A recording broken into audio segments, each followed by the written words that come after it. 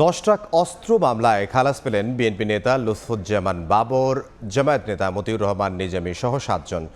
6 জনের মৃত্যুদণ্ডের সাজা কমিয়ে দেয়া হয়েছে 10 বছরের কারাদণ্ড, আর যাবজ্জীবন কারাদণ্ড দেয়া হয়েছে উলফা নেতা পরেশ বড়ুয়াকে। রায়ের পর্যবেক্ষণে উচ্চ আদালত বলেছেন, নিরপরাধ ব্যক্তিকে সাজা দেয়া কখনোই বিচারের উদ্দেশ্য হতে পারে না। মামলার তদন্ত ও বিচারিক প্রক্রিয়া নিয়েও প্রশ্ন তোলেন হাইকোর্ট।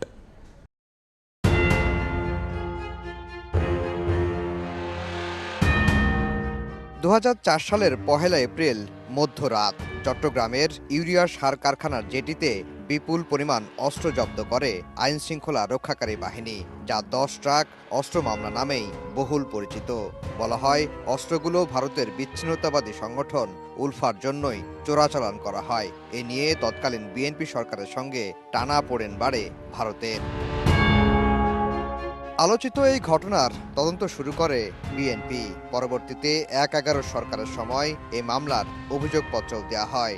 শুরু হয় বিচার, শেষ হয় 28 জনের সাক্ষ্য গ্রহণও। রাজনৈতিক পালা বদলে ক্ষমতায় আসে আওয়ামী লীগ, শুরু হয় নতুন করে তদন্ত।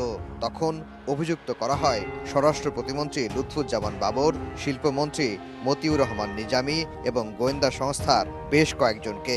মৃত্যুদণ্ড দেওয়া হয় বাবর, নিজামী, উলফা নেতা পরেশ বড়ুয়া সহ 14 জনকে।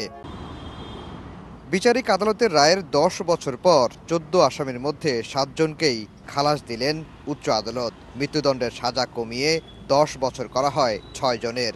উলফা নেতা পরেশ বড়ুয়াকে দেয়া হয় যাবজ্জীবন কারাদণ্ড।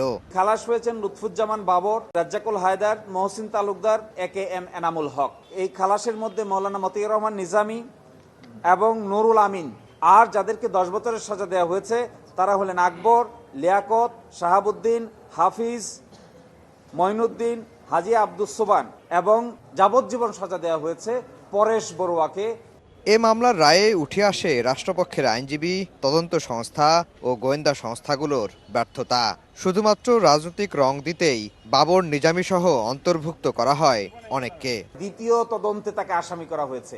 প্রথম তদন্তে তো তিনি আসামিই ছিলেন না। 28 জন সাক্ষী হয়ে যাওয়ার পরে নতুন করে অ্যাপ্লিকেশন দিয়ে তদন্ত করে ফার্দার ইনভেস্টিগেশনে বাবর সাহেবকে আসামি করা হয়েছিল।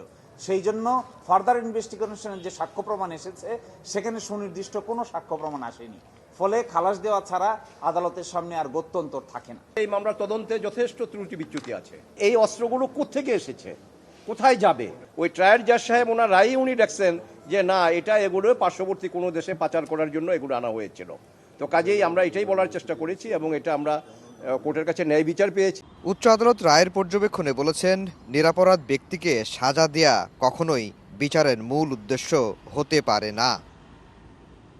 আফজাল হোসেন, সময় সংবাদ, ঢাকা।